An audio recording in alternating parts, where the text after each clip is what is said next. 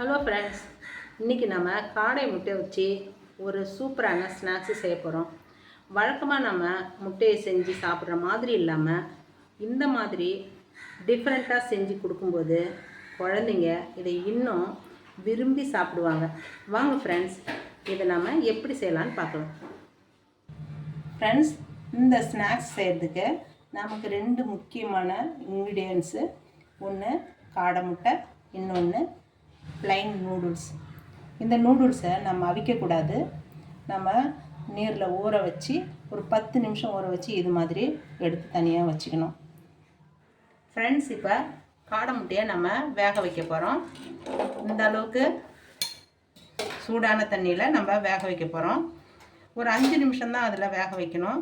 அதிக நேரம் வேக வைக்க வேண்டாம். இது மாதிரி நம்ம வேக வச்சு எடுத்துக்கிறோம்.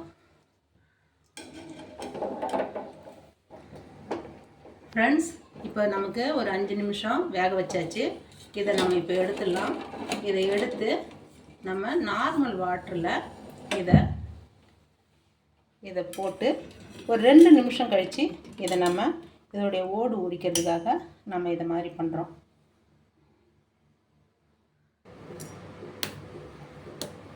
ஃப்ரெண்ட்ஸ், இப்போ நம்ம அந்த முட்டையை தண்ணியில் ஒரு 2 நிமிஷம் வச்சுருந்து இது மாதிரி ஓடு உரித்து எடுத்துக்கிறோம்.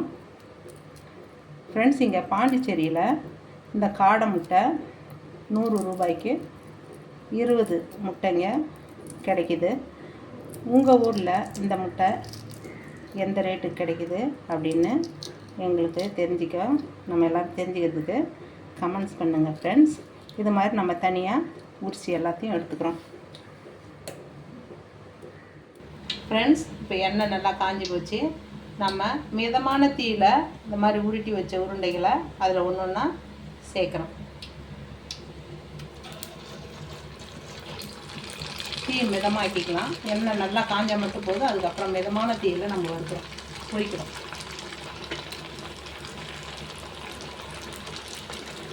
ஒரு 4 நாளாக பொரிச்சிக்கலாம்.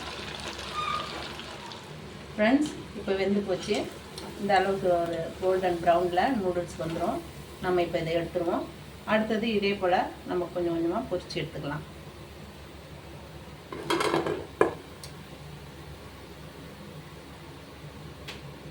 மறுபடியும் நம்ம இதில் சேர்க்குறோம்.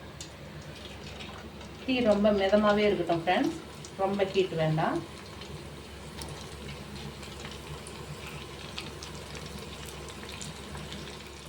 இது vinegar 1 spoon, soya sauce 1 spoon, இது டொமேட்டோ சாஸு ஒரு மெஷர்மெண்ட் கப்பு.